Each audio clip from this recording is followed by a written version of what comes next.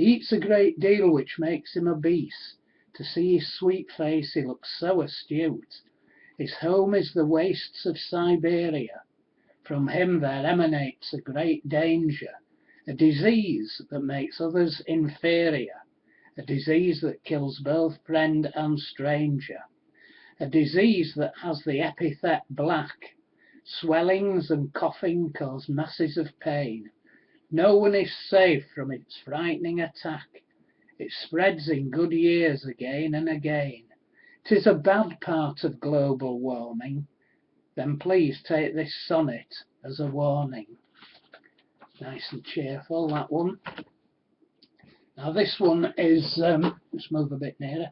This one is an update of a poem by Samuel Coleridge Taylor.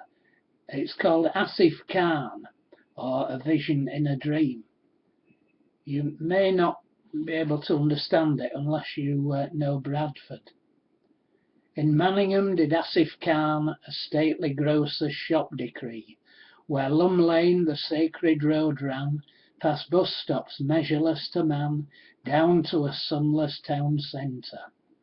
So twice 5 miles of muddy ground, with hedges and bushes were girdled round, and there were gardens bright with brown and green bins, where blossomed many a rusty bike, and here were women ancient as the hills.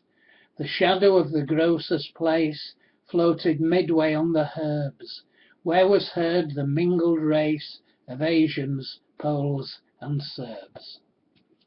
Right, thank you very much. Hope you enjoy them and have some constructive criticism. It'd be much appreciated.